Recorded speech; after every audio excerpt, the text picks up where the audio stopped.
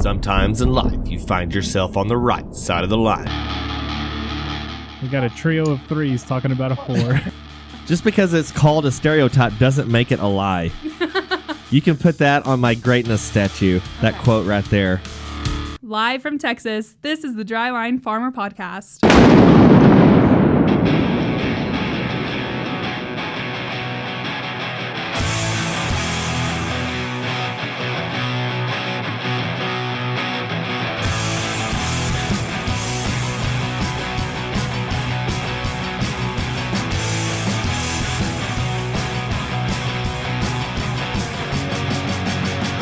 What has four thumbs and hates people? These guys. It's the Dryline Farmer Podcast.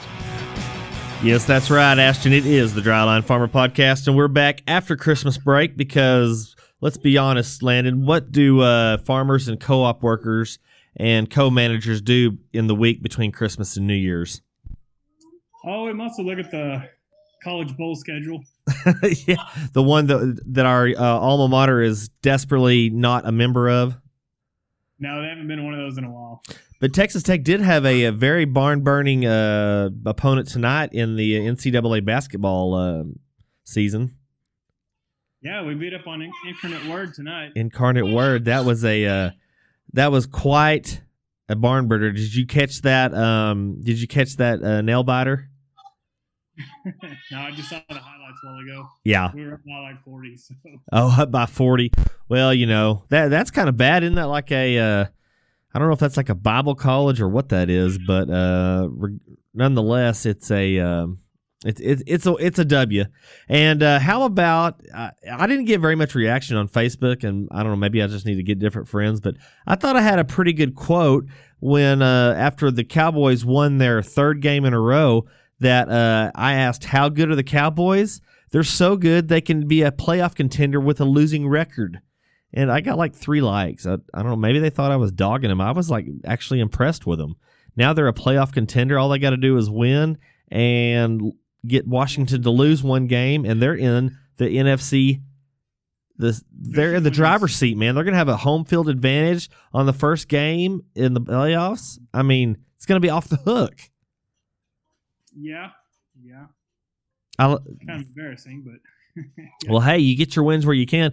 And my only thing more that I love more than that was the Jets' defeat of the Cleveland Browns on Sunday. I really enjoyed to see that because although I do like listening to Jim Rome, he has been on the Cleveland Brown bandwagon and been calling them America's team and took over that name from the Cowboys, which, I mean, let's be honest, Cowboys and haven't been America's team for a good long while. And while I'm at it, why do people, I mean, there's really no reason to hate the Cowboys. It's not like the Yankees where they have won, a World Series like every other year, or the Patriots. Right. They haven't been to the NFC Championship game since 1995 or January of 96, however you want to say it.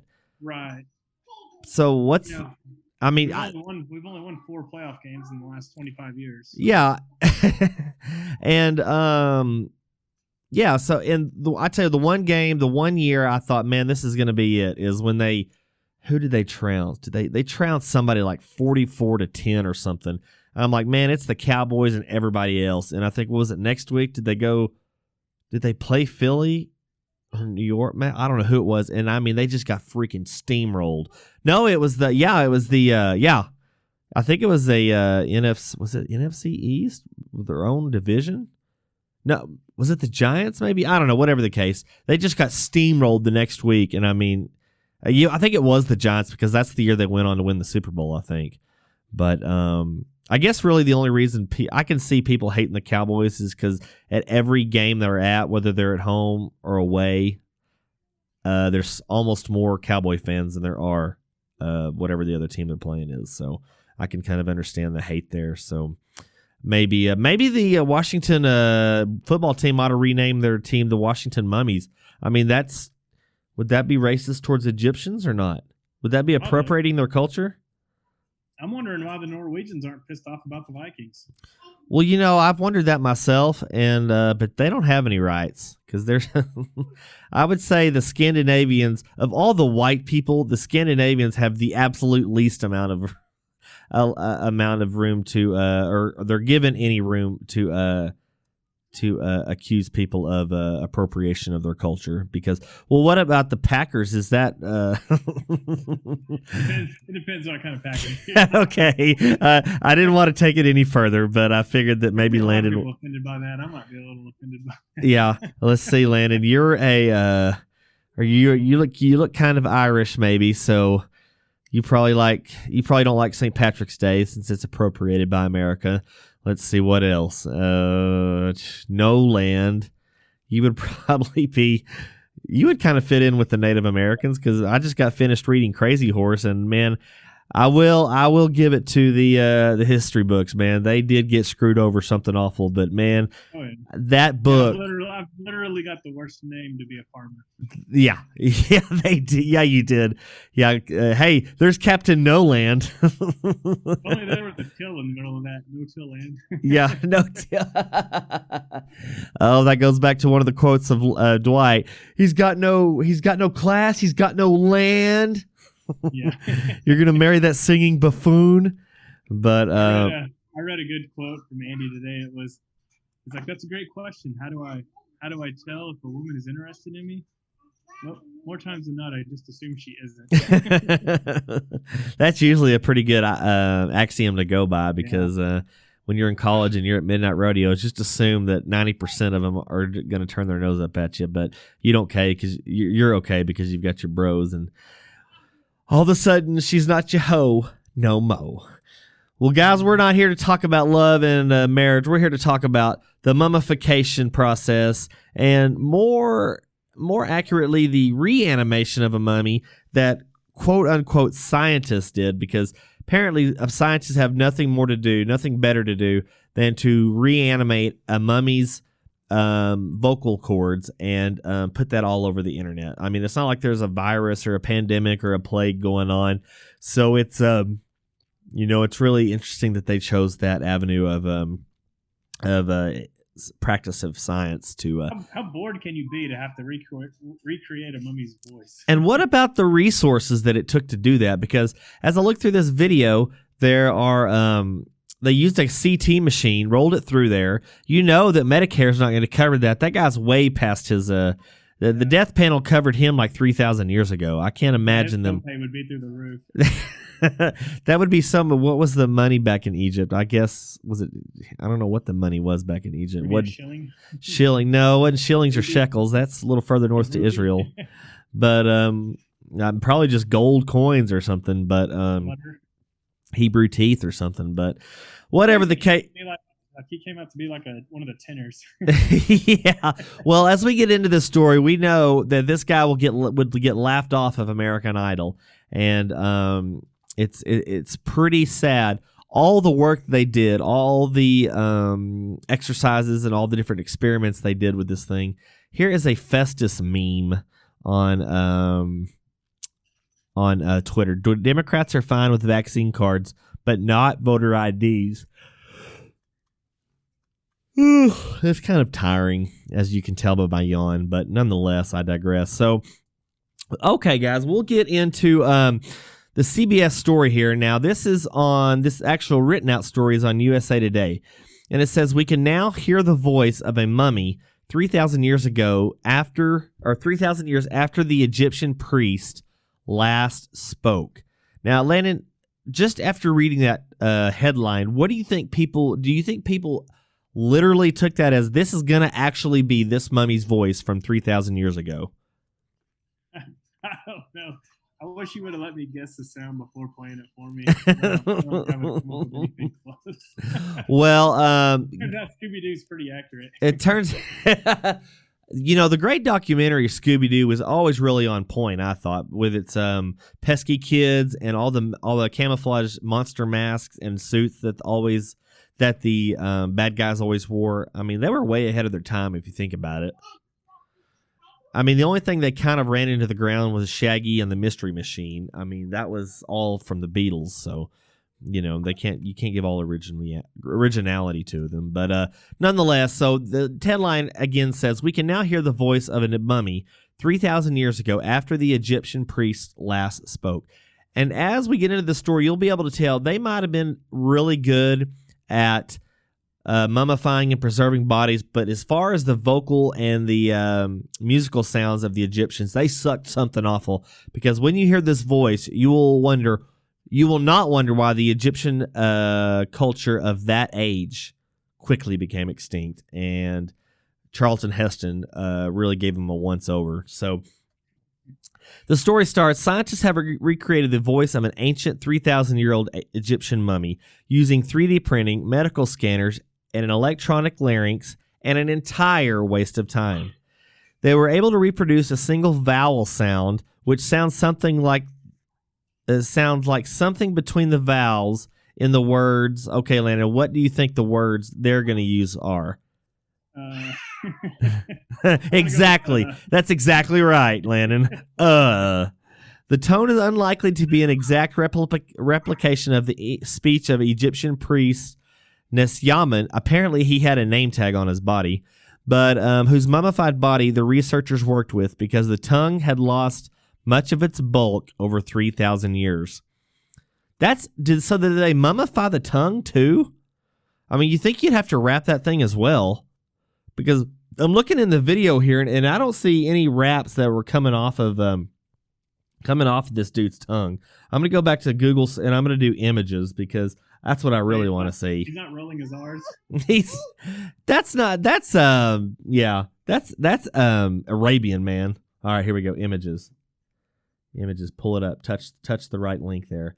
Okay, so most all of these images it's like a stock video for like Pfizer medicine and one of their ad campaigns. They've got the mummy laying he's all kind of wrapped up, and he's on the CT machine, and they've got a seatbelt on him,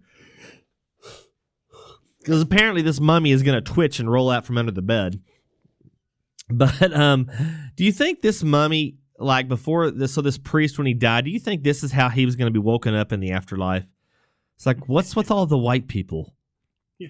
Woken up and given a penny for his thoughts. Yeah, and as if being wrapped up enough, as if being wrapped up in toilet paper isn't bad enough for a person that's claustrophobic, this guy has got to wake up inside an MRI machine. I mean, how bad does this guy's life get? He probably didn't even live to past like 18 years old. And, most of the girls probably didn't even start dating until 20 back then. So, now finally somebody wants to hear what he has to say. Yeah. And, we don't want to hold it off much any longer, because I can't really take it any longer. But I'm going to see if I can get this voice back on here. And for some reason, Landon can't hear this. So I'm going to try to skip to the actual sound here. And I don't want to use the CBS News app. Thank you very much. And, of course, the plug's not working. Okay, here we go.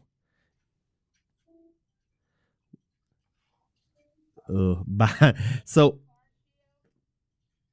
one of the little drop-down menus on the CBS News is that's because I have it turned down. Okay, here's an ad. So one of the drop-down menus on CBS News is the news, and it has the down arrow. You can click on it, drops down a menu. Well, the next one is the Biden-Harris transition. Now, I knew the transgender thing was really taking off, but I had no idea they were going to change from a white male to a black woman. That is impressive. That's supposed to get a laugh, Landon. Sorry, I had it muted. My 3-year-old's playing with the dog. Oh, here we go. All right.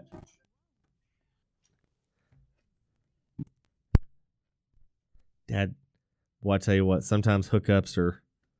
I didn't say Siri. Well, that's disappointing. Well, whatever the case, I'm going to play it on here on the... I don't know why I just don't play it on my computer. Okay, here we go. Linking up.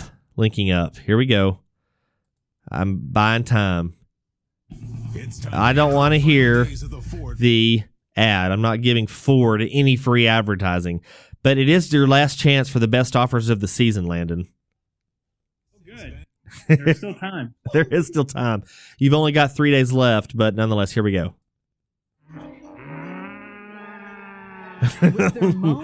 That was actually Scooby-Doo.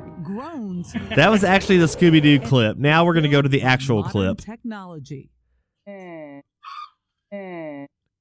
Lena, what do you think that mummy? What do you think that mummy was doing when he was making that noise? Let me ask you, do they mummify everything? I don't know, man. I'd hate to hear a mummy's fart. Because that's the longest hard-on I've ever heard of. 3,000 years old. That guy should have gone back to the sorcerer or whatever they had. They didn't have witch doctors there, but whatever. Talk about anticlimactic.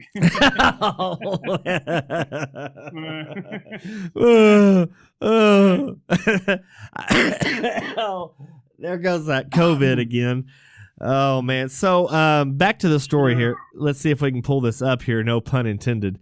Okay, here we go. We're going to go back here. I don't want that. I'm going to go back to my Google search deal or something and give those evil people. Here we go. I'm going to go back to the Google search, recreate, back to USA Today, and here we are. So the tone is unlikely a replication of the speech of the Egyptian priest. I think whose mummified body and apparently penis the researchers worked with because the tongue had lost much of its bulk over 3,000 years. We have made a faithful sound for his tract in its current position, but we would not expect an exact speech match given his tongue state. This is like the ultimate that's what she said historical story, said the co-author. Nehhhhh lived during the politically volatile reign of Pharaoh Ramses XI, around 1099 to 1069 BC, working as a scribe and a priest at the state temple of Karnak, also Johnny Carson's alter ego as a magician, in Thebes, which is modern Luxor. So apparently not only were they in there, they were on the Vegas Strip. So his voice was an essential part of his ritual duties. If that was his actual voice, he probably sucked something awful. Hey, Nessie. I bet they called him Nessie, like Loch Ness Monster. Hey, Nessie. Oh, I need to... Nessie, I need you to write something down. Can you write this? No. Yeah. No, it doesn't sound like that at all. No. You want to pass the stimulus for the people? No. Dude, Nessie never votes on anything, man. He's always a nay. He never gets a yay in there. It's always no. He doesn't even vote present. It's always no. Hey, Nessie, I'm pregnant. That was the inflection right there. Yeah, maybe that's the only thing. Hey, Nessie, it's yours. No. The precise dimensions of an individual's vocal tract makes each of our voices unique. So for the research to work, the soft tissue of Nehhhh's vocal tract had to be essentially intact, according to a statement from the University of York in the United Kingdom. Researchers used a non-destructive CT scan. Have you ever been through a destructive CT scan, Landon? Is that what happened to your hair? Yeah, I wish. They used the non-destructive CT scan to confirm that a significant part of the structure of the larynx and throat of Nessie remained intact as a result of the mummification process. This allowed the authors to measure the vocal tract shape from CT images. What do you think it would cost to mummify somebody these days? Because, I mean, especially in the pandemic where there's no toilet paper. Ooh, no kidding. I don't know, man. I'd probably say about 6 figures. 6 figures? You know, if somebody told me my burial was going to cost 6 figures, I would probably say, yeah. This is kind of like Seinfeld. Hello.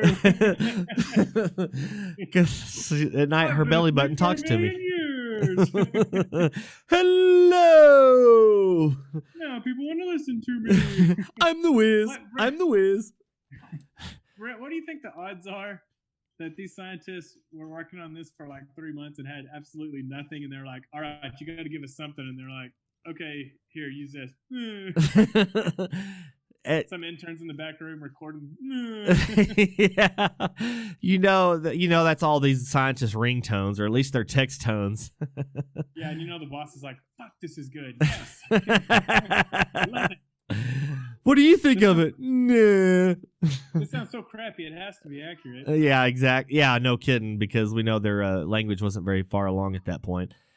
So another co-author, an archaeologist, said the technique could be used to help people interpret historical heritage.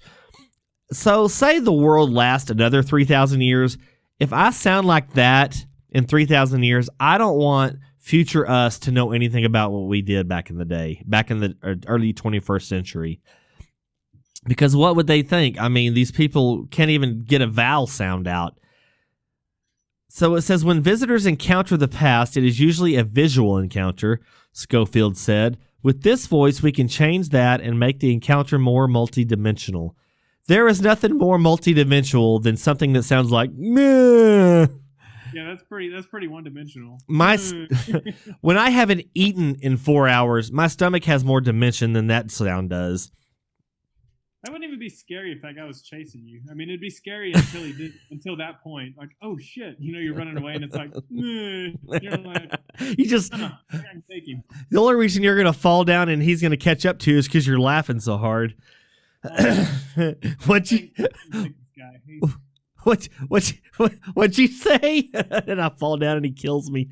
Which I don't know how a mummy. How would a mummy kill you if they caught you? Because they're not gonna eat you. They'd probably you to death.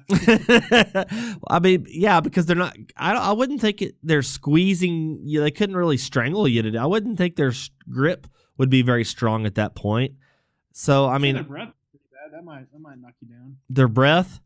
Yeah. Yeah, that would probably be a kind of a man killer there. Maybe they'd go dead weight on you. Maybe they'd do a dead man or something. According to the study, the research has produced the unique opportunity to hear the vocal tract output of someone long dead by virtue of their soft tissue preservation and new developments in technology, digital scanning, and 3D printing. The research was published in the British journal Scientific Reports, contributing the Associated Press. So, Lennon, I had no idea that they had a kiln up there at Vega that they cremated people in. Did you know that? They had a what? They've got a crematorium up there west of Vega. Really? So we were going over to New Mexico one day to go gather cattle, and this was one of those really windy days, like back in November. It was probably blowing like 30, 40 miles an hour, and I saw this black smoke going, coming from the south, and we just got on I-40. I'm like, who the hell is burning today? There must be a fire that got out of control or something. And so my brother's like, oh, hell no, man, they're cooking somebody over there. I was like, what? It's like, yeah, that's a crematorium over there. And sure enough, there was a freaking smokestack over there, and it was just freaking boiling out black smoke. I never thought that, they put tires in with dead bodies when they cooked them, because I didn't think that humans would make black smoke. I don't know, man. I mean, it wasn't a charcoal smoke. It was a definite tire fire, black smoke. But anyway, he said, oh, yeah, I think one of the funeral homes in Amarillo uses it, and I guess maybe the Hereford ones do when somebody wants to get cremated. But, yeah, they roll them up there and toss them off in the oven and cook them up, man. It's pretty wild. I had no idea there was a crematorium within 20 miles of my home. It's kind of eerie almost. Maybe that's for the screams I've been hearing. I don't know. That just doesn't set well. What about you? Being cremated? No, I don't want to do that. Well, you'd be dead. I think the sound would be if they made the sound, they could recreate the sound of somebody who got cremated. Maybe like, man, it's like a sauna in here. No, that doesn't really. You think the start button would be, meh, huh? I don't really want to think about crematoriums. But yeah, I don't know. That just never really set well. I realize it costs more to be put in a box, but and buried in the ground. But I don't know. The fact, being on somebody's mantle somewhere, even if it's one of my loved ones, and the if Mr. What's the cat's name in Meet the Parents? Mr. Jinx. Mr. Jinx. I don't want him pissing all over my ashes. That would just be a little too, it just wouldn't set right with me. I don't know. He doesn't even have thumbs, fucker. So we've got a cat, and his name is Waffles. And I don't know if this is every cat in the universe, but apparently cats go to the lap of the person that least wants their company. And maybe that's just cats in general, but so like for instance, this evening, I was trying to finish my dinner, and I was sitting in the recliner, and Waffles was let in the house, and so he's jumping on my lap, and he's trying to get all over my food, and I kind of get full up, so I let him try to finish some of it off. And then so I fought him off for like 10 minutes, and then finally I was like, all right, you can have the rest. And then what does he do? He goes over there and sits on my 10-year-old's lap, and he's on his iPad, not even paying attention to him with his headphones on. And he goes over there. Next thing I know, he's over there sleeping in his lap, and my son's, petting on him and everything. And I'm over here holding it with my hand, in my hand, after I did all that defense of my dinner. And maybe, of course, when you hit him in the head so many times, maybe they don't want to sit in your lap. So maybe it's not so crazy after all. But nonetheless, cats are weird ducks. But he's becoming more and more of an inside cat, Landon. Y'all have got indoor dogs, don't you? We do. She's about 117, so. That's nice. No, I think she just turned 91. She's a good one. Well, apparently, yeah. Do you have her on the senior diet? No, she's just on the old normal diet. But I think she thinks the floor is lava, so she stays in her bed most of the day. Oh, okay. Getting a little arthritis, maybe? No, she gets around great. Yeah. She's pretty content just staying in her bed. Well, we've got 2 dogs in the backyard, and they're 2 little miniature Australian Shepherds, and they're good dogs, but they're pretty useless. They stay in the backyard most all the time. I just looked at the forecast, and it's going to be pretty chilly over the next few nights. It's going to be in the mid to lower teens. So It'll be nipply. It's going to be like Michael Jackson type of weather. But so it's going to be kind of cold. Fortunately, the 5 to 7 day forecast on the NOAA weather website for accumulated precipitation looks just like it has for the last 2 years, where the rain kind of stops at the Oklahoma Panhandle and in the eastern border of the Texas Panhandle. So it's really amazing how we're in a D4 category of drought, and the northern Panhandle's not even in one. One thing's for damn sure is that rain's going to stop before it gets here. That's for damn sure. It was extremely foggy and damp this morning, so I thought that might have been the drought buster, but I guess it wasn't. It was slipping and sliding a little bit this morning, but we probably had visibility of not even a quarter mile, so it was pretty intense. But we always get excited when we see clouds that aren't full of dirt and dust and everything, so it's real exciting. Well, Landon, we didn't get to breast privilege this week. We might try to get that. Maybe Casey's probably got more to talk on it since he's got a little bit more breast to talk about than we do.